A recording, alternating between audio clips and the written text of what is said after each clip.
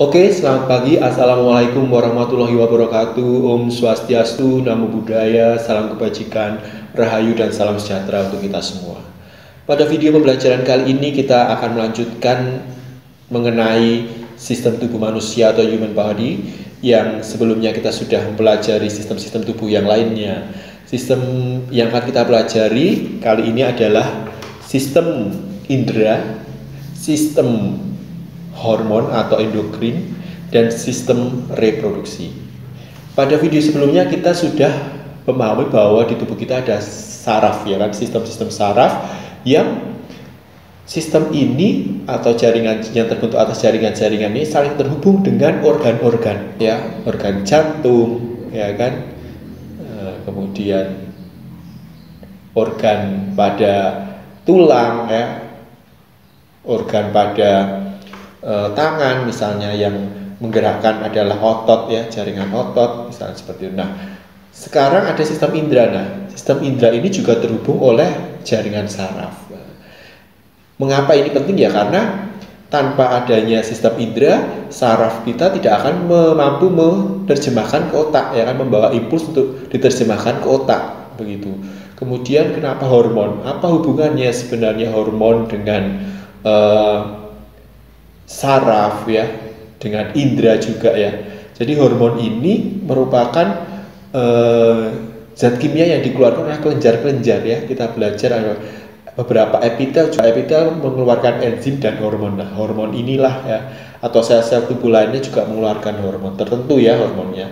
Nah, itu untuk apa, ya? Misalnya kita melihat ada rasa takut. Nah, hormonnya nanti ada hormon yang berfungsi untuk mempercepat denyut jantung dan sebagainya.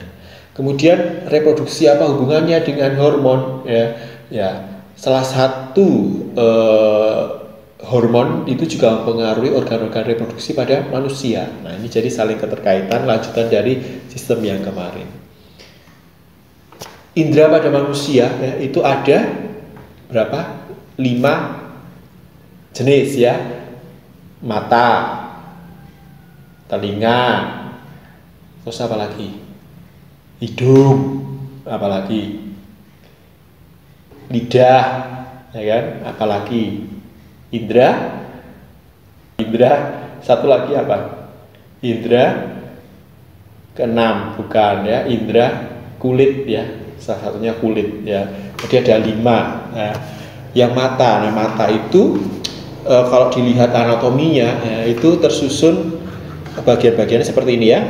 Ada lapisan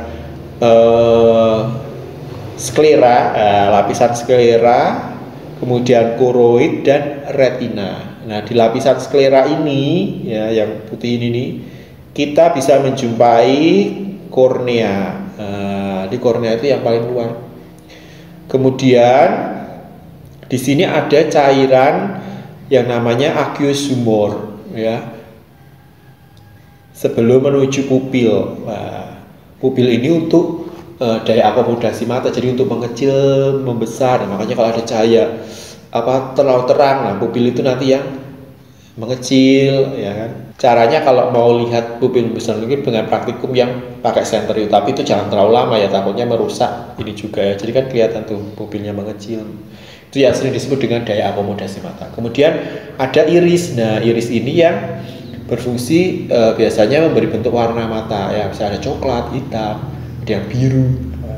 Di sini ada otot sebenarnya, di otot mata, ya, yang bisa menggerakkan mata. Sebenarnya ada otot-otot di mata yang kenapa kok mata kita bisa kanan ke kiri, ya. Juga ada saraf-saraf, ya, saraf tepi, ya. Kemudian lensa. Setelah lensa ini ada vitreous humor, kemudian ini retina. Retina di sini ada sel-sel batang dan kerucut. Kalau sel batang itu lebih peka di saat gelap, ya, cahaya gelap. Kalau sel kerucut itu saat peka di terang, ya. Di dalamnya ada sel batang dan sel kerucut, ya. Kemudian ada bagian yang paling peka, yaitu yang namanya fovea centralis. Nih di sini. Di sini ada saraf, ya. Sarafnya saraf tepi, yaitu nomor 2 optik, ya. Kemarin kan kita ada yang saraf tepi, ya, kita sudah belajar. Jadi cahaya, ya, atau kenapa kita bisa melihat lampu, bisa melihat ini karena dipantulkan oleh cahaya kan ya. Kalau nggak ada cahaya kita nggak bisa melihat jelas ya.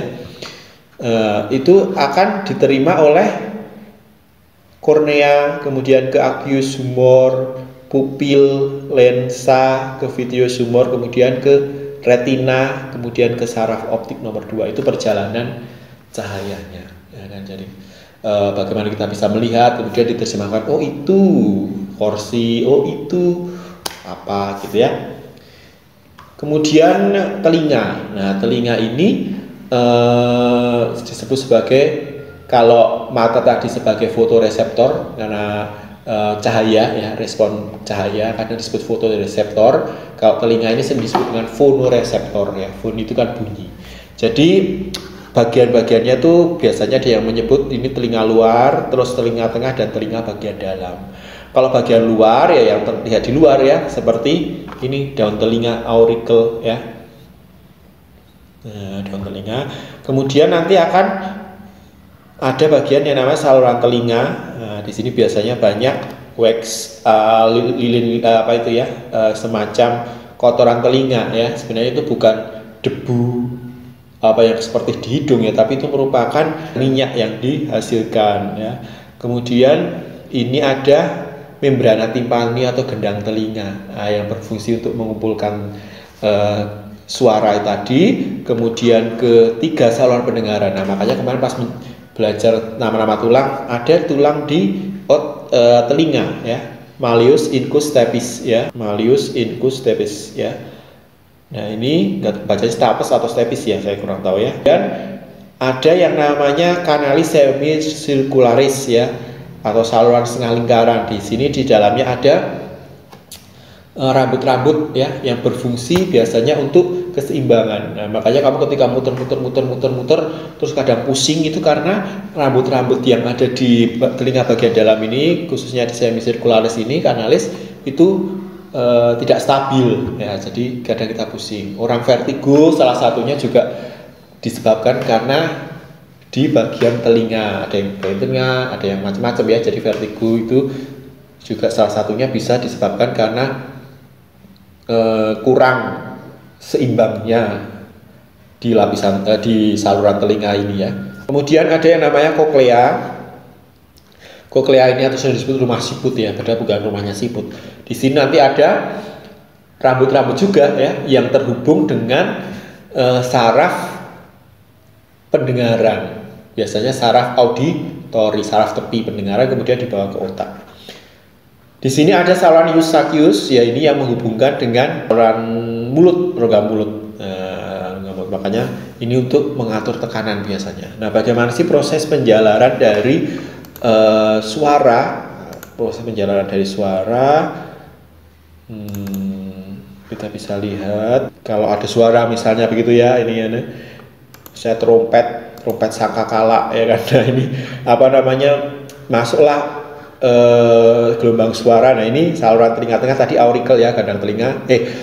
Daun telinga ini gendang telinga atau membrana timpani. Nah, kalau terdengar suara selalu terus keras-kerasan, itu kadang bisa merusakkan membrana timpani ya kan. Atau mendengar headset terlalu sering dengan suara yang terlalu keras, itu juga ada yang mengatakan akan merusak membrana timpani. Lah, kalau rusak membrana timpani ya kita agak kurang bisa mendengar ya. Kurang bisa mendengar juga bisa misalnya di sini terlalu banyak kotoran telinga ya kan, sehingga menyumbat. Nah, ini ada tulang malleus incus stapes ya, yang fungsinya nanti menggetarkan di rumah siput ya, koklea ini ya, menggetarkan koklea ini. Malleus incus stapes ini koklea. Nah, di dalam koklea itu tadi yang sebelah sini ini adalah kanalis semicircularis atau saluran setengah lingkaran. Nah, di dalam koklea itu sebenarnya ada cairan-cairan ya, cairan-cairan. Nah, ada rambut-rambut nih, silia-silia atau disebut sel-sel rambut. Nah, ini nanti yang bergerak karena ada gelombang kena cairan. Nah, cairannya itu nanti akan menggerakkan sel-sel rambut ini yang di koklea ya. Nah, di koklea kemudian terhubung oleh apa? Kok bisa? Karena ada ion-ion ya kan, kita ingat ion-ion di tubuh itu penting ya. Ion-ion yang ion-ion inilah yang sebagai. Nah, kemudian ini ada saraf-saraf ya. Ada neurotransmitter ya kemarin ya. Nah, ini saraf auditori.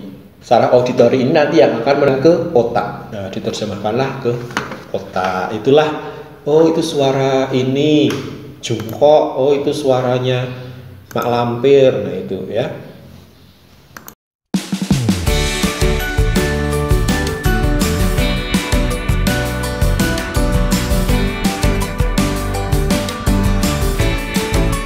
Itu tadi telinga ya. Jadi ada tuli ya, tuli itu bisa karena di bagian saraf ya dan sebagainya ya.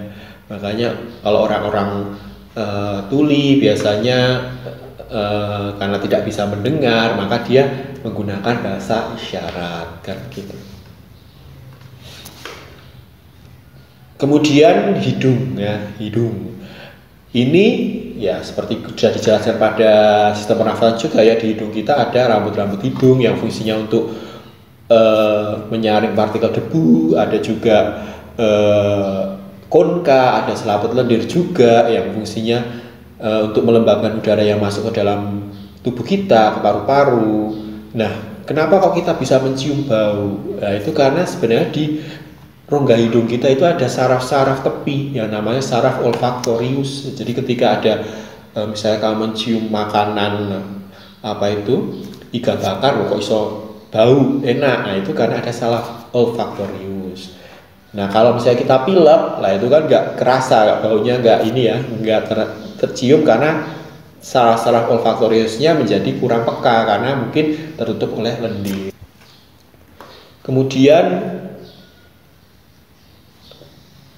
tadi hubungannya dengan kulit ya, kulit kemarin juga sudah kita bahas tentang sistem ekskresi ya, bahwa kok bisa disebut peraba karena di kulit ini ada saraf-sarafnya ya, ada yang di sini nih ada sel-sel saraf, nih ini otot, ini saraf-saraf. Misalnya ada saraf untuk tekanan, ada yang saraf nyeri, kalau kamu pakai jarum gini nyeri ya kan, kalau di tablet ada rasa panas, reseptor rasa panas, ada reseptor rasa dingin. Nah jadi di kulit ini ada banyak-banyak saraf. Kenapa kamu bisa merasakan tadi dingin, panas ya?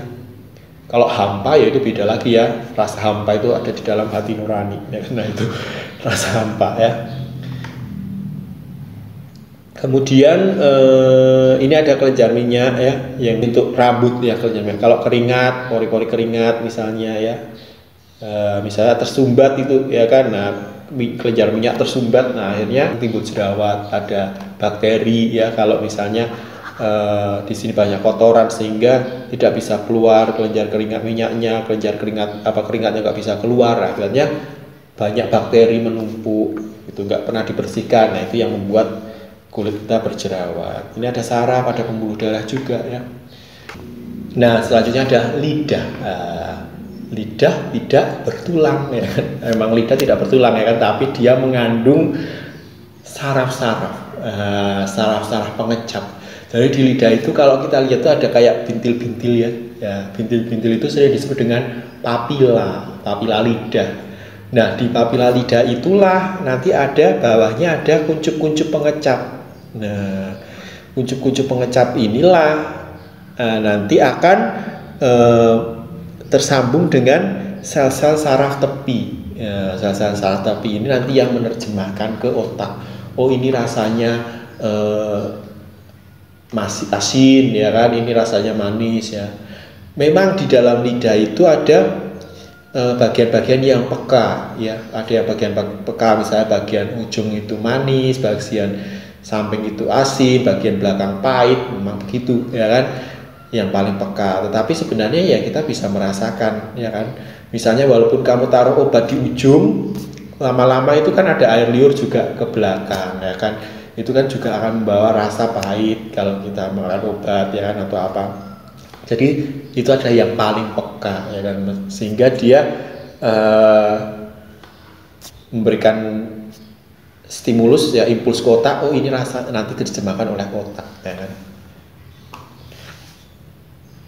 Itu tadi sistem indera ada 5: mata, telinga, hidung, kulit, dan lidah.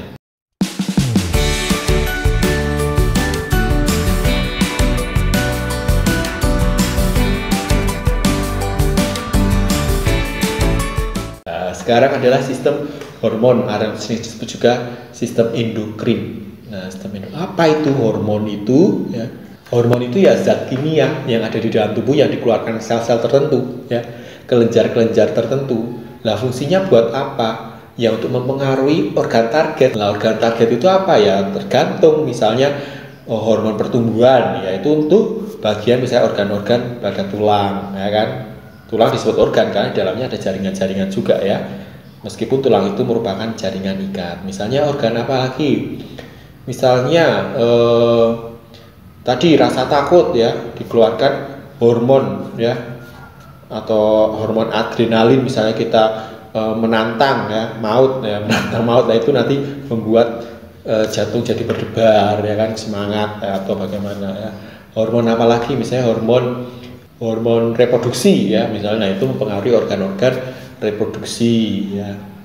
Banyak ya hormon-hormon atau hormon-hormon yang sebenarnya misalnya di pankreas nanti seperti hormon insulin itu untuk gula darah. Nah, kita lihat bahwa di otak kita ya, di bagian otak kita ya, dalam otak kita itu ada yang namanya kelenjar pituitari ya. Nah, atau sering disebut hipofisis. Hipofisis. Nah, inilah kecil ukurannya, tapi dia mempengaruhi kelenjar-kelenjar lain atau organ-organ lain di dalam tubuh kita. Jadi ibaratnya disebut master of glands ya. Tapi kelenjar pituitari ini, hipofisis ini akan terhubung oleh yang namanya hipotalamus. Nah, jadi sebenarnya kemarin di otak tidak saya bahas lengkap ya. Jadi di otak itu ada bagian yang namanya hipotalamus. Nah, hipotalamus ini banyak saraf ya yang nanti mempengaruhi si hipofisis ya atau pituitari untuk mensekresikan hormon-hormon ya, bukan kelenjar yang mensekresikan hormon-hormon. Hormon dihasilkan oleh kelenjar. Nah, kelenjar pituitari ini misalnya nanti bisa mempengaruhi kelenjar tiroid. Di sini ada juga timus di sini ya, reproduksi. Apa saja organnya? Apa saja hormonnya? Nah, ada hipofisis, kalau dilihat lagi ada bagian posterior, ada anterior. Kalau anterior itu depan, posterior belakang. Kalau posterior itu ada hormon ADH. ADH ini organ targetnya apa? Ya, ginjal, ya, kelenjar keringat. Fungsinya buat apa? Ini untuk seimbangan air ya. Jadi misalnya tubuh kamu kekurangan cairan. Nah, kekurangan cairan akibatnya ada sinyal-sinyal ke otak. Woi, tubuh kita kurang air. Nah, nggak bisa kan, sumber air tidak dekat ya kan, karena kamu misalnya nggak bawa botol minum. Nah, makanya dari otak akan mengeluarkan hormon ADH. Nah, hormon ini fungsinya untuk mengambil air dari mana? Misalnya ya dari dalam tubuh, misalnya dari ginjal ya. Kemarin kita belajar tentang pembentukan urin. Di urin itu kan ada air. Jika tubuh kita kekurangan air, ya air-air yang ada di ginjal itu ya, nefron itu diserap, kan ada reabsorpsi ya. Akibatnya apa?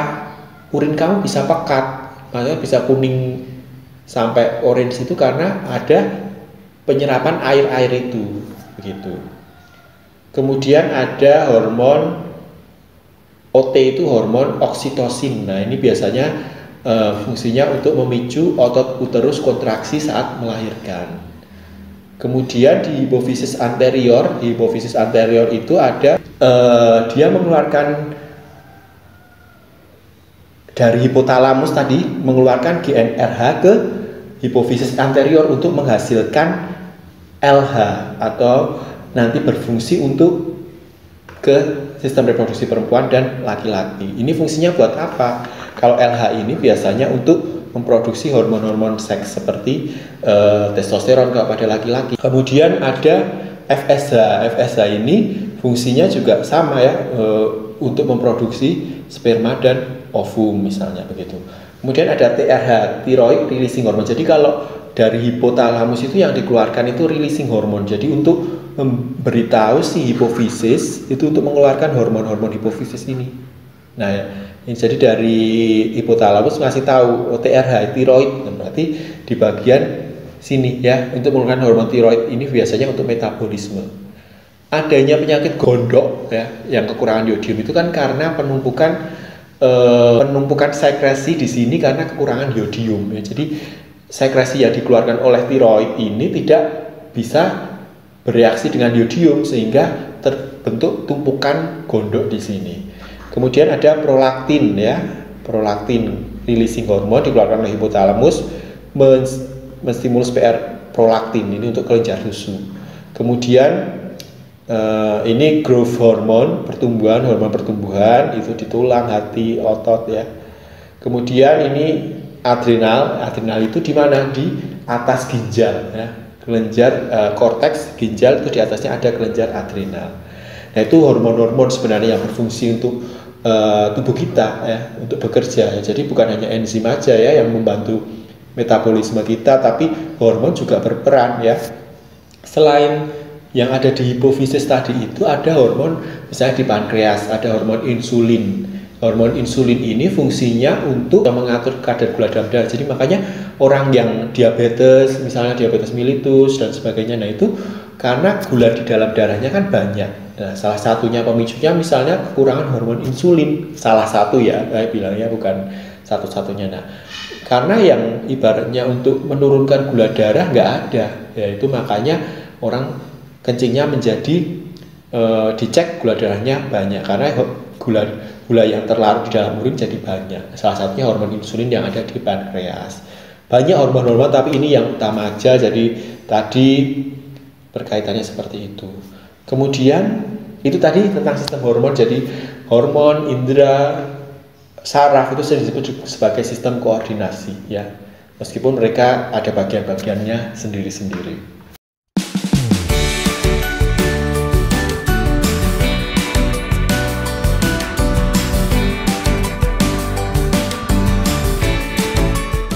Kemudian sistem reproduksi. Ya, sistem reproduksi ini mengapa penting dipelajari?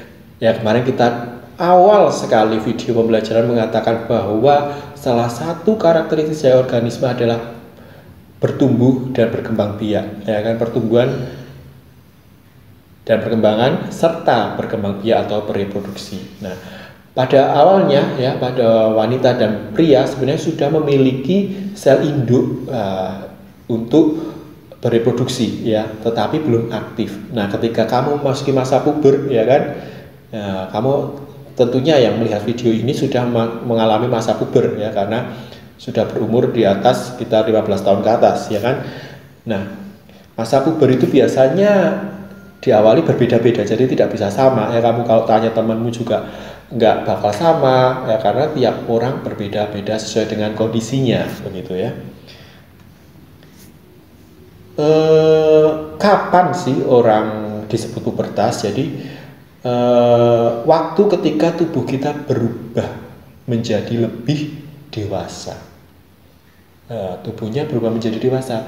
Kalau kamu bandingkan fotomu waktu TK mainan pasir dengan sekarang kan beda ya. Selain tinggi juga bentuk tubuhnya pasti beda. Atau SD kelas 5 dengan sekarang SMP misalnya, atau SMP dengan SMA gitu. Kalau kuliah mungkin udah hampir sama ya. Jadi apa yang berubah ya? Jadi mulai terjadi ketertarikan baru, entah itu misalnya kamu hobi baru ya kan, atau ketertarikan dengan lawan jenis ya kan, seperti itu. Kemudian itu yang utama.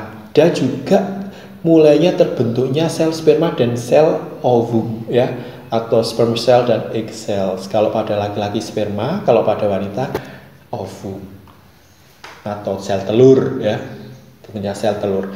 Nah, kadang kita kalau bicara sistem reproduksi memanglah wajar kita kadang ingin tahu ya kan, seperti apa sih ya, atau malah apa ya, malu, atau malah apa anggap itu ya menjijikkan, atau malah kita nyaman mendengarkannya karena kita ingin tahu tadi itu. Tapi itu adalah hal yang wajar tiap orang ya. Jadi tapi di sini kita hanya ingin mengetahui bahwa di tubuh manusia, di human body, kita memiliki salah satu sistem yang sangat penting untuk keberlangsungan hidup keturunan manusia atau hewan-hewan lainnya. Nah, saat pubertas pada laki-laki ya, apa yang berubah? Nah, kamu mungkin yang laki-laki bisa melihat sendiri kan, mengaca pada diri sendiri. Biasanya apa? tumbuh lebih tinggi, jelas pasti ya. Pak, tapi kok aku pendek terus? Itu terkait dengan genetik ya kan. Bisa tulang menjadi lebih kuat atau besar ya kan. Ya, yang dulunya nggak bisa mengangkat kuat jadi lebih kuat ya kan. Hidung dan iki kuat ya kan, lebih besar dan lebih lonjong atau lebih panjang ya kan. Kemudian ototnya mulai berkembang ya kan. Kemudian ada juga rambut dan kulit mulai berminyak ya kan. Nah, kadang menyebabkan yang tadi namanya jerawat. Kalau misalnya kamu jarang cuci muka ya kan, terus kotor sehingga bakteri-bakteri nempel ya, menimbulkan yang namanya jerawat itu ya kan. Atau keseimbangan hormon juga bisa berpengaruh terhadap jerawat, karena wajar di dalam pubertas itu kita mengalami namanya kebingungan ya. Jadi ini saya di masa anak-anak atau masa dewasa, jadi maka kadang emosionalnya sangat meluap-luap. Nah, maka dari itu kalian ketika memasuki masa-masa pubertas atau remaja, carilah hal-hal yang positif ya kan, sehingga hobi yang positif tentunya, misalnya olahraga, main musik, hobi gambar, ya, memasak dan sebagainya, itu bagus supaya emosi kita menjadi lebih stabil gitu. Keringat menjadi berlebih ya kan, makanya tidak jarang ada kemudian timbul bau badan dan sebagainya. Makanya kita perlu memperjaga kebersihan tuh ya kan, paling tidak ya menggunakan kalau memang keringatnya berlebih atau bagaimana ya, kita menggunakan misalnya deodoran atau minyak wangi yang sekiranya tidak membuat temannya jadi kebauan ya kan. Kemudian misalnya tumbuh rambut di wajah, di ketiak ya kan, kemudian di kemaluan ya kan, bukan bulu ya tapi rambut. Nah, kemudian pada wanita perempuan, jadi bagaimana pubertasnya, misalnya yang pertama ya tentu sama ya kan, menjadi lebih tinggi biasanya, kemudian tulangnya menjadi lebih besar, atau pinggulnya itu menjadi lebih lebar dan kadang menjadi lebih, kemudian wajahnya itu mulai berubah ya kan. Coba kamu bandingkan wajahmu waktu jajan cilok waktu SD dengan sekarang yang SMA misalnya kelas 11 atau kuliah, pasti beda ya kan. Udah bisa dandan ya kan, walaupun jarang dandan pun pasti akan kelihatan berbeda ya kan? Terus suaranya menjadi lebih kecil ya kan. Kemudian tadi rambut tumbuh di ketiak, kemudian di organ-organ genital atau kelamin ya, pubic hairs, kemudian payudara menjadi berkembang begitu. Itu masa-masa pubertas. Biasanya kalau pada laki-laki ya sudah adanya yang disebut dengan bisa mengeluarkan sperma ya kan, atau disebut dengan mimpi basah itu kalau pada laki-laki. Kalau pada wanita ya sudah masuk masa siklus menstruasi ya. Pak, tapi kok berdasarkan ciri-ciri yang Bapak sebutkan tadi, kok saya masih pendek, misalnya suara saya yang perempuan kok malah membesar ya. Kemudian malah Pak, perempuan kok saya tumbuh kumis di wajah. Nah, itu tergantung dengan kondisi hormon dan genetik ya kan. Jadi kamu jangan sedih ya kan ketika nonton di kaca kok ciri-ciri karakteristiknya itu berarti saya bukan organisme atau makhluk hidup ya kan. Ya bukan, itu tadi ada di dalam sel kita. Kita tahu kan di sel tubuh kita itu mengandung gen-gen. Nah, itulah gen yang mengapa tubuh kita kok tinggi, kemudian pendek, terus seperti itu ya. Nah, kalau pada laki-laki ya, organ anatominya ini yang laki-laki, ini yang perempuan. Nah, kalau pada laki-laki ada yang namanya testis ya, ini bagian luar ya, testis. Nah, ini biasanya untuk tempat terjadinya spermatogenesis atau terbentuknya sperma. Tepatnya kemarin di tubulus seminiferus. Kemudian ada testis itu diselimuti oleh semacam kantung yang namanya skrotum. Kemudian ini ada epididymis. Epididymis ini untuk pematangan sperma, istilahnya begitu. Kemudian ada vas deferens. Nah, kalau misalnya KB pada vasektomi ini yang diikat. Kemudian ini di sini ada kelenjar-kelenjar, ada kelenjar vesica seminalis, kemudian ada kelenjar prostat, ada kelenjar bulbo uretralis. Ini fungsinya untuk ya memberi makan sperma, ada yang fungsinya untuk ibaratnya membersihkan saluran. Nah, pada laki-laki ini unik ya kan, karena saluran kencing dan atau urin dan saluran reproduksinya, spermanya itu bergabung menjadi satu, uretranya ya, berbeda dengan wanita ini. Maka tadi ada kelenjar bulbo uretralis yang fungsinya ibaratnya membersihkan bagian uretra ini ketika akan terjadi pengeluaran sperma atau istilahnya ejakulasi itu tadi ya. Nah, kemudian ini ada penis ya, ini sebagai alat kopulasi ya. Alat kopulasi itu untuk menyalurkan sperma dari dalam tubuh laki-laki ke wanita. Nah, kadang beberapa di sini ada yang kulit penis atau sering disebut kulup ya, kalau ini itu di sirkumsisi atau dilakukan sunat. Kemudian kalau pada wanita itu kalau dilihat struktur anatominya ini secara miring ya, secara miring itu ini bukan organ reproduksi ya, ini adalah rektum dan anus. Kemudian di sini adalah organ reproduksinya, vagina ya, ini untuk memasukkan alat kopulasi penis. Kemudian ini adalah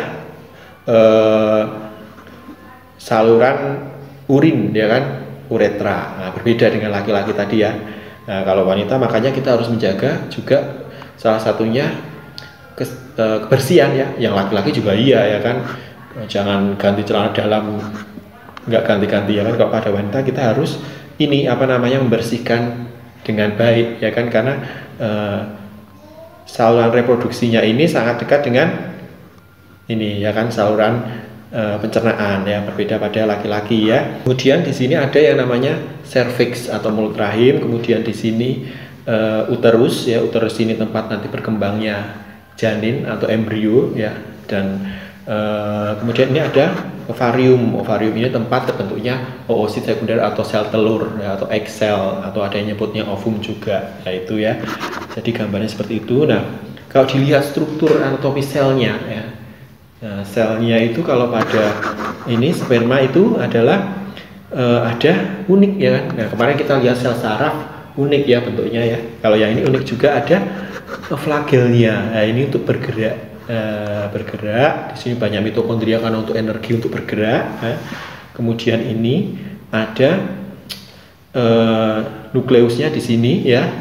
Ini kepalanya, ini ada akrosom yang melindungi kepala. Nanti akan luruh ketika memasuki sel telur ini. Nah, ini ada yang namanya sel telur ya, strukturnya ini ada bagian luarnya corona radiata. Jadi sebenarnya dalam kondisi oosit sekunder ya, biasanya terbuahi oleh sperma itu. Nah, corona radiata ini nanti akan ditembus oleh si sperma ini ya. Ini nukleusnya seperti biasa, ada sitoplasma dan sebagainya.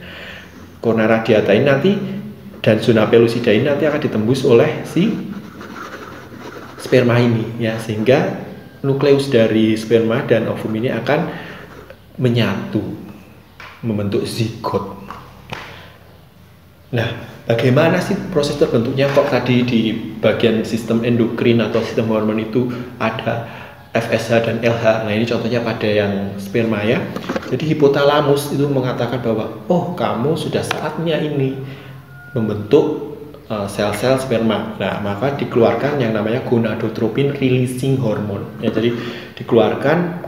Jadi hipotalamus ngomong, ayo keluarkan gonadotropin releasing hormone di pituitary anterior atau hipofisis tadi itu ya, pituitari atau hipofisis mengeluarkan FSH dan LH. Nah, FSH ini nanti akan menstimulus sel-sel Sertoli, ini ada di testis ya, untuk menghasilkan membantu dalam spermatogenesis. Sel-sel Leydig ini juga untuk membentuk hormon testosteron yang mempengaruhi spermatogenesis ya. Inhibin ini adalah penghambat ya, ibaratnya penghambat, sehingga nanti ada umpan balik di pituitari anterior, oh mungkin cukup ya kan, atau sudah tidak perlu dihasilkan lagi misalnya begitu. Kalau pada wanita ya sama juga, jadi oh ini saatnya kamu bisa menghasilkan oosit sekunder atau ovum itu ya, atau sel telur. Maka di hipotalamus ngomong ke pituitari anterior mengeluarkan FSH dan LH. Nah, ini nanti akan juga mempengaruhi siklus menstruasi pada wanita. Nah, kalau lihat dari gambar ini ya, jadi FSH dan LH ini akan menstimulus folikel untuk tumbuh. Folikel itu apa? Nanti akan terbentuk oosit ya, atau nanti menjadi sel telur itu. Nah, jadi folikel itu tempatnya oosit, itulah ibaratnya. Nah, kemudian setelah itu FSH dan LH ini juga berperan nanti kalau ketika LH-nya meningkat, nah itu akan terjadi ovulasi. Ovulasi itu keluarnya oosit sekunder ya, sebenarnya bukan, berdasarkan referensi saya, oosit sekunder yang keluar dari ovarium itu ya. Kemudian apabila oosit sekunder itu tidak dibuahi oleh sperma atau tidak terjadi fertilisasi, maka akan terjadi yang namanya menstruasi itu, begitu. Nah, kaitannya apa dengan estrogen dan progesteron, kan sering kata istilah itu ya. Nah, estrogen dan progesteron ini dihasilkan oleh ya ini di ovarium ini ya, bukan di pituitari tapi di ovariumnya ini. Seperti tadi testosteron dihasilkan di testis ya kan. Nah, ada yang menyebut estrogen, ada yang menyebut estradiol, yang monggo, karena estradiol itu adalah bagian dari hormon estrogen. Nah, jadi ketika FSH dan LH ini disekresikan, maka akan mensekresikan si hormon estradiol itu atau estrogen sehingga folikelnya tumbuh. Jadi pas gambar di sini itu kan kelihatannya, jadi folikelnya tumbuh. Folikel-folikel ini tumbuh, ya kita anggap dari sini ya. Setelah menstruasi kemudian LH dan FSH-nya itu meningkat, mulai yang ini estradiolnya meningkat sehingga terbentuk folikel-folikel. Akibatnya nanti terjadi ovulasi, oosit sekundernya keluar.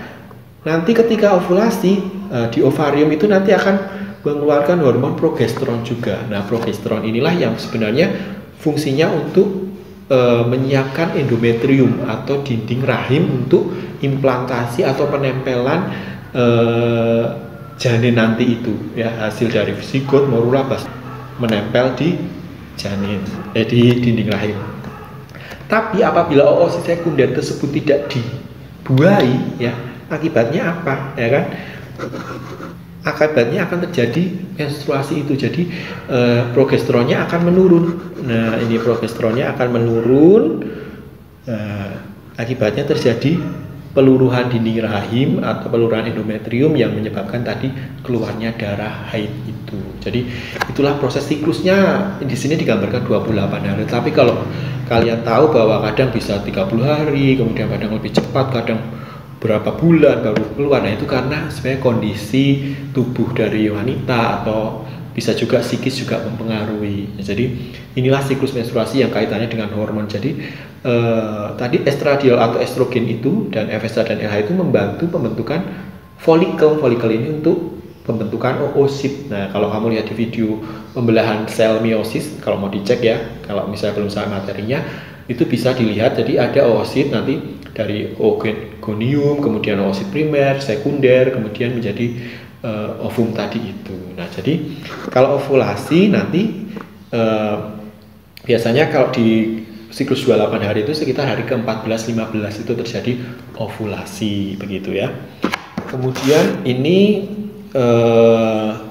fertilisasi ya. Jadi ketika si oosit sekunder itu dibuahi oleh si sperma, nanti akan terbentuk yang namanya zigot, kemudian membelah jadi 2, kemudian menjadi 4 sel, kemudian tahap morula, kemudian blastula, kemudian blastula ini menempel di dinding rahim, kemudian nanti terbentuk gastrula dan seterusnya perkembangan embrio. Nah, sperma itu membuahi ovum itu di sepertiga dari tuba Fallopi. Ini tuba Fallopi kan kira-kira sepertiga tuba Fallopi ya.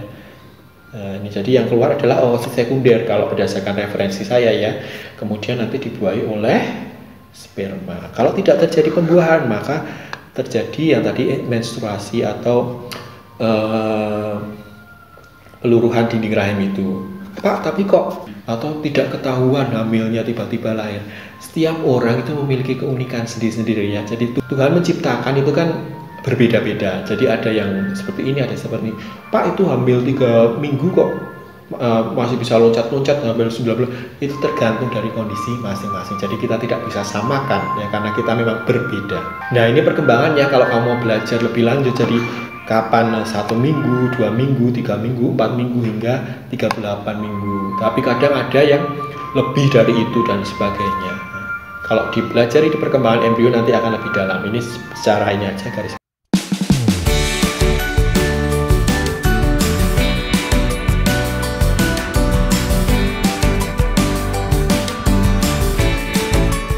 Nah, ini ada video yang mungkin ada gambaran sedikit. Setelah tadi terjadi spermatogenesis atau pembentukan sperma ya saat pubertas tadi, atau oogenesis atau pembentukan oosit sekunder dan ovum pada wanita saat masa pubertas tadi itu, kalau nggak paham bisa lihat video sebelumnya tentang pembelahan sel ya, karena saya tidak gabungkan di sini. Nah, jadi sperma ketika berada masuk ke vagina kemudian ke uterus ya, ketika suami istri melakukan hubungan ya dengan seksual ya, itu nanti akan sperma ini ya sekali ejakulasi atau pengeluaran sperma itu, tapi hanya satu sel sperma ya pada umumnya yang membuahi oosit sekunder ya. Terus yang lainnya kemana ya?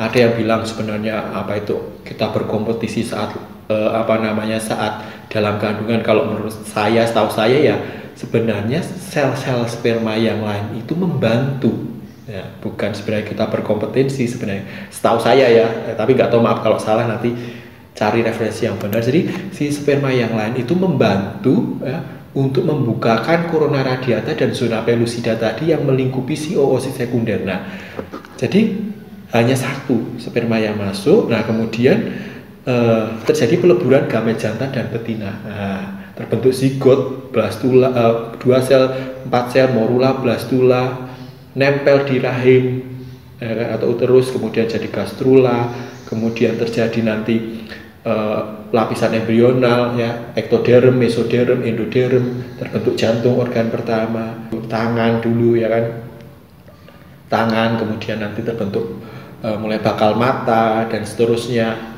perkembangannya ya. Kalau mau dilihat ini animasi ya, jadi bayi atau janin itu mengambil makanan dari plasenta ya kan, dari tali pusar ini ya, ini ya, dari sini. Jadi nanti kalau misalnya dalam kondisi normal kepala bayi akan menghadap ke bawah ketika sudah saatnya melahirkan ya, tapi kadang kondisi tertentu sehingga mengakibatkan harus dibantu dengan tindakan seperti itu ya.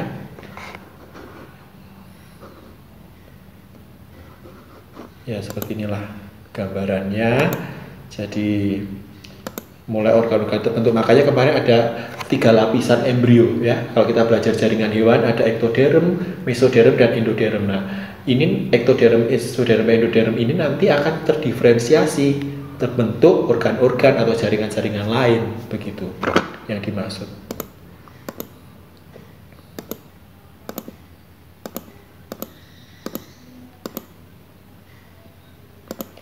Itu saja gambaran secara umumnya mengenai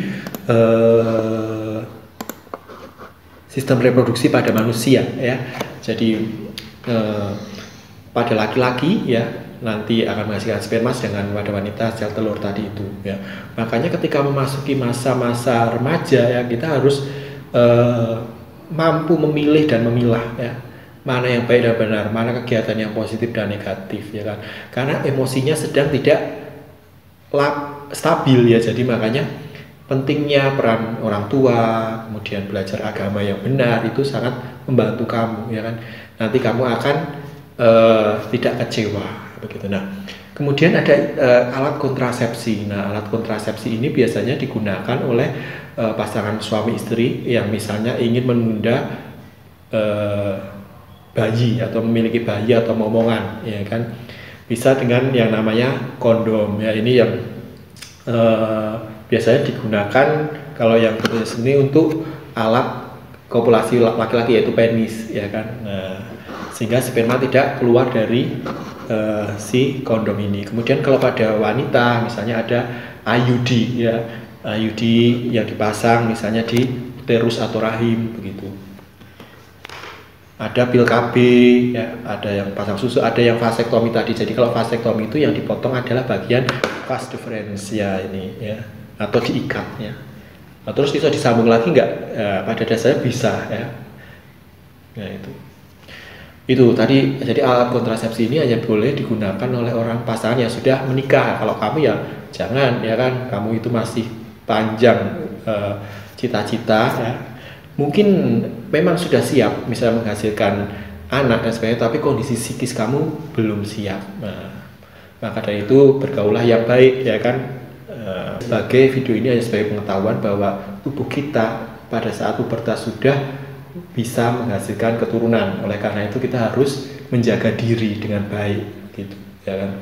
Bahkan dari kecil pun kita sudah harus diajarkan, ya kan. Kamu laki-laki, kamu perempuan, ya misalnya seperti itu, bagaimana cara bergaulnya, ya.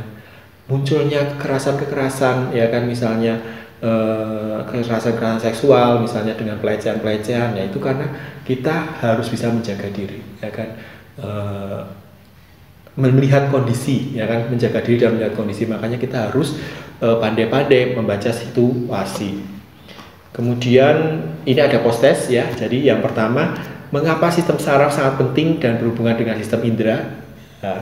Mengapa sistem saraf sangat penting dan berhubungan dengan sistem reproduksi? Nah, kamu bisa jelaskan dengan kata-katamu sendiri, bisa komentar di kolom komentar atau kirim ke bapak ibu guru kalian atau dosen kalian atau tutor kalian.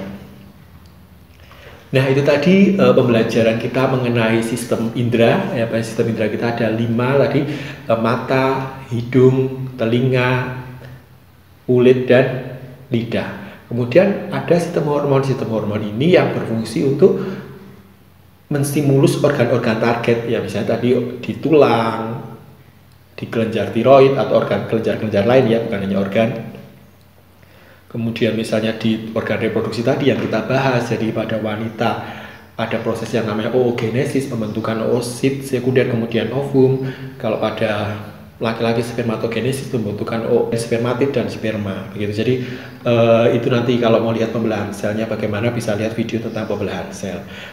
Nah, oleh karena itu kalau fertilisasi apa? Jadi pembuahan sel telur, ya, atau oosit sekundernya itu oleh sperma. Apabila tidak terjadi pembuahan, maka akan terjadi yang namanya menstruasi tadi itu. Kemudian akan terjadi perkembangan dari pembuahan itu dari zigot, kemudian belah jadi 2, 4, kemudian morula 8, kemudian morula, blastula, dan menempel di uterus atau rahim. Setelah itu nanti akan terjadi perkembangan menjadi gastrula, kemudian janin dan sebagainya, ektoderm, mesoderm, dan hingga akhirnya terbentuk bayi yang siap lahir. Itu saja. Jadi materi ini hanya untuk pengetahuan. Semoga kita bisa mengambil sisi positifnya, jangan diambil dari sisi negatifnya. Terima kasih, selamat siang.